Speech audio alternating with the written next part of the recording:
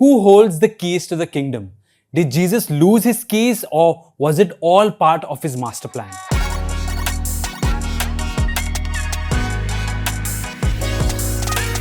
If you had to choose the one thing that makes the Catholic Church different from all other Christian denominations, probably the most obvious choice would be the papacy.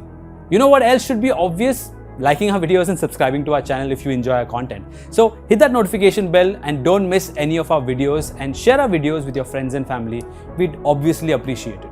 Okay, so while there are other important doctrines about Mother Mary, the Eucharist, or even the priesthood that are not accepted by all Christians, the papacy is something that clearly sets the Catholic Church apart from all the rest.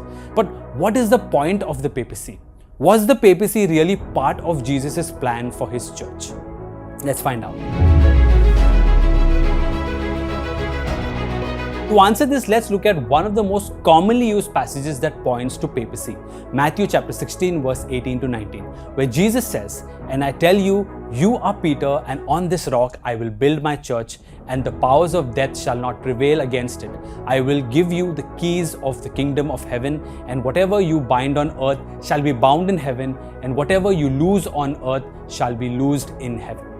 So, Jesus is telling Peter that he is building a church and that Peter is the foundation for that church. Pretty straightforward.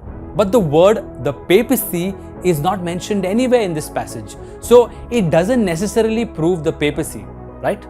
Well, no. Even words like Trinity or even the Bible aren't in the Bible.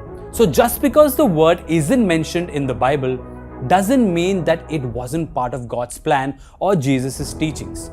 So is the papacy biblical? Let's dig deeper into Jesus' conversation with Peter. Here, Jesus just doesn't mention that he will build his church. He says that the church would be built on Peter, the rock, and that he would give the keys of his kingdom to Peter. What does this actually mean? We've covered Peter's new role as the rock in a previous video. You can check it out in the link in the description. In this video, we will look at the second part, the keys of the kingdom, in a bit more detail. Now, in Old Testament times, the king would appoint a chief steward or a prime minister to help govern the kingdom in the king's absence. Basically, they would have the same authority and power as the king and would rule in his place when the king was unavailable. The king would give his prime minister the literal keys of the kingdom, which he would wear over his shoulder or around his neck as a symbol of his complete authority and unrestricted access over the kingdom and its subjects. We see an example of this in Isaiah 22, where the office of prime minister or steward for the Davidic kingdom is given to Eliakim. Now, coming back to the New Testament, Jesus fulfills God's covenant to David by establishing a new Davidic kingdom whose dominion will have no end. So when Jesus addresses Peter, he isn't just telling him that he's giving him the spare keys to his house. He's telling Peter that he will now take up the office of the prime minister for his kingdom. Jesus had been preparing the disciples for their mission after his ascension into heaven, but Peter had a special role to fulfill. Now that we know what the keys really mean, let's look at what it meant for Peter.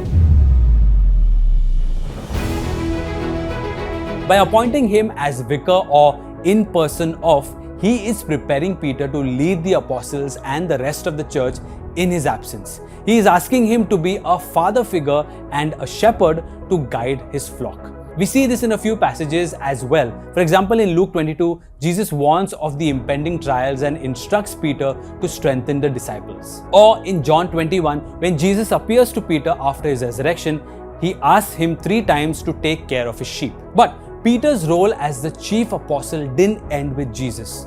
Throughout the book of Acts, we see Peter really taking the reins and leading the rest of the apostles and followers of Christ. For example, when a dispute arises between the circumcised and uncircumcised, it is Peter who, at the Council of Jerusalem, who takes the final call. These passages really highlight Peter's leadership role in the early church. And just as the disciples cast lots for Judas's replacement and as successors were appointed for bishops, the papal office also followed a line of succession. This is evident from the writings of the early church fathers, who were not only alive during or pretty close to the time of the apostles, but are considered authorities in their own right when it comes to matters of doctrine and theology. If the papacy really was an office that Christ instituted to lead his church, the early church fathers would have written about it. One example of this can be seen from the writings of 3rd century bishop and martyr Cyprian of Carthage. He speaks about the papal office and Peter's primacy among the apostles in several of his letters. But he doesn't stop there. He even says that if someone were to reject Peter's leadership, the very foundation of the church, how could they even think that they are still part of the church? So, right from Jesus passing the keys of the kingdom to Peter's primacy among the apostles, the papacy is not just a man-made concept. It is an office rooted in Scripture and instituted by Christ to provide guidance, unity, and leadership for His church until His return. So, what do you think about this? Do you think the papacy was instituted by Christ? Let us know in the comments below. And if you like this video, let us know by liking and subscribing to our channel. It really helps us a lot. Until next time.